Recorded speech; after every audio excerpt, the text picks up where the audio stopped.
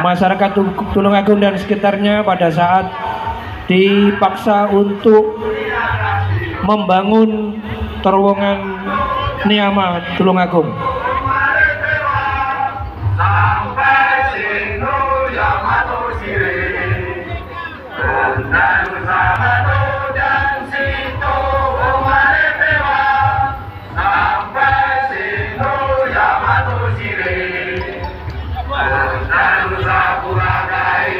Selama masa pemerintahan militer Jepang di Indonesia, yaitu mendukung keberhasilan perang Jepang.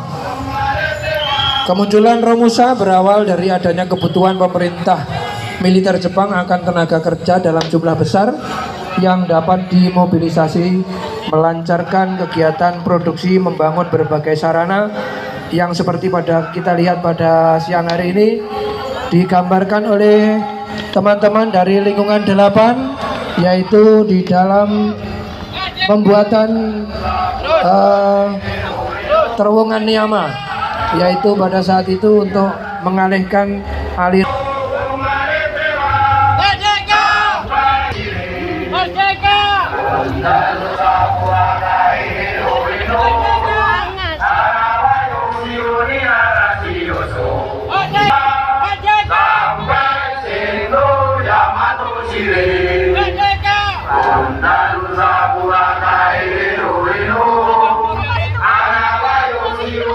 mereka dikirim ke berbagai tempat sesuai dengan kebutuhan pekerjaan, seperti yang digambarkan oleh rekan-rekan dari lingkungan 8, yaitu untuk pembangunan Niama dan pembangunan merdeka dan angkat senjata.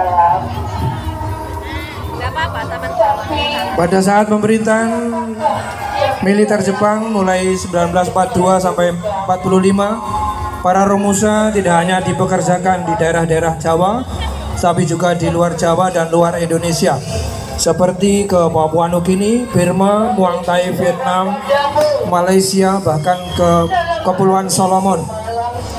Sekitar 160.000 sampai 200.000 orang Romusa yang dikirim ke luar negeri pada masa perang.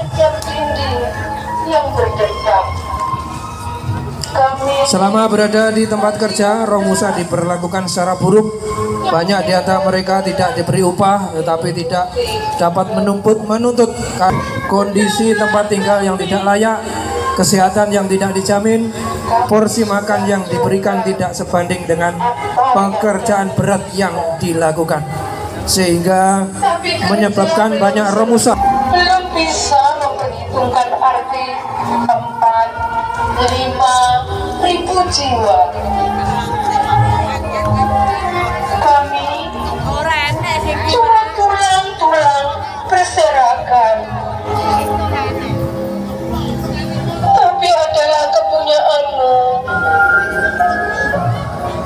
Kaulah lagi yang tentukan nilai tulang-tulang berserakan. Ataukah jiwa kami melayang untuk kemerdekaan, kemenangan, dan harapan? Atau tidak untuk apa-apa? Kami bicara padamu dalam hening di malam sepi. Kami tidak tahu. Kami tidak bisa lagi berkata. Jika hidup pada masa penjajahan Jepang, ribuan bahkan jutaan rakyat Indonesia dipaksa bekerja tanpa belas kasihan. Mereka dikirim dari desa ke desa, angkut jauh dari rumah, dipaksa bekerja, bahkan tewas tanpa pernah kembali ke pangkuan keluarganya. Mereka bukan prajurit di medan perang, tetapi mereka adalah pahlawan yang tertulis dalam buku sejarah, tetapi mereka adalah fondasi dari perjuangan kita meraih kemerdekaan. Para Romusa ini adalah pengorbanan yang tidak terlihat dengan penderitaan yang tidak terdengar. Di masa Romusa kita melihat bagaimana rakyat yang sudah diperlakukan sebagai mesin, bukan manusia. Mereka dipaksa bekerja dari pagi hingga malam, tanpa upah, tanpa makan yang layak, dan tanpa harapan akan pulang ke rumah. Bahkan cambuk atau pukulan menghampirinya. Mereka meninggalkan anak dan istri dengan satu harapan kecil bahwa suatu hari Indonesia akan bebas dan pengorbanan mereka akan dikenang selamanya. Sebagai bangsa yang merdeka, kita harus bersatu, bekerja keras, bukan hanya dalam meraih kemerdekaan, tetapi juga dalam membangun bangsa yang adil. Mari kita jadikan momen ini sebagai peringatan bahwa kemerdekaan bukanlah akhir dari perjuangan, tetapi awal dari tanggung jawab besar kita sebagai bangsa. Tanggung jawab untuk memastikan bahwa tidak ada lagi bentuk penindasan, eksploitasi, dan ketidakadilan, baik terhadap sesama warga negara maupun terhadap alam kita. Terakhir, marilah kita selalu ingat pesan dari pejuang kita. Kemerdekaan adalah tanggung jawab, dan tanggung jawab itu ada di pundak kita semua agar tercapai Nusantara baru, Indonesia maju. Merdeka, merdeka, merdeka, merdeka. Dirgahayu Republik Indonesia. Saudara-saudara sebangsa dan setanah air, kami warga RW 1 lingkungan 80 dengan memanjatkan syukur kehadirat Allah Tuhan Yang Maha Esa. Hari ini kita memperingati kemerdekaan Indonesia ke-79. Kita berdiri di atas tanah yang merdeka, di bawah langit yang bebas. Namun di balik kebebasan ini ada sejarah kelam yang sering kali terlupakan. Sejarah yang dipenuhi dengan keringat, air mata, dan darah. Bukan hanya di medan pertempuran, tetapi juga di ladang kerja paksa yang kita kenal dengan istilah Romusa. Romusa, sebuah kata yang mungkin masih asing di telinga generasi muda, tetapi sangat membekas di hati mereka yang hidup pada masa penjajahan Jepang. Ribuan teatrikal pembangunannya ama Indonesia dipaksa bekerja tanpa belas kasihan. Mereka digiring dari desa ke desa, diangkut jauh dari rumah, dipaksa bekerja membangun infrastruktur militer. Namun juga menjebol menembus gunung sebagai terowongan untuk kepentingan Jepang. Tak sedikit dari mereka yang jatuh sakit, kelaparan, bahkan tewas tanpa pernah kembali ke pangkuan keluarganya.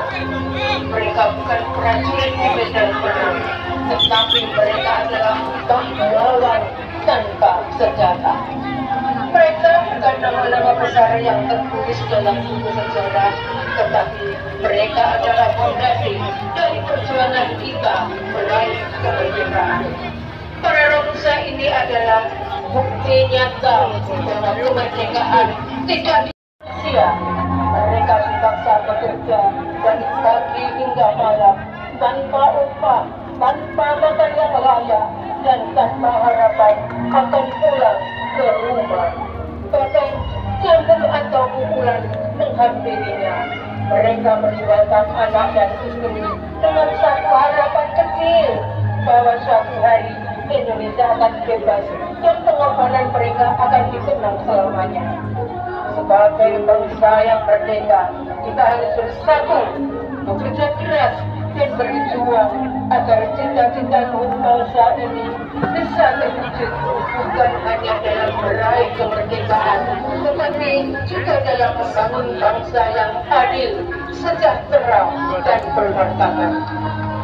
Maka mari kita jadikan momen ini sebagai peringatan bahwa kemerdekaan ini adalah akhir dari untuk memastikan bahwa tidak ada lagi bentuk penindasan, eksploitasi, dan ketidakadilan, baik terhadap sesama warga negara maupun terhadap alam kita.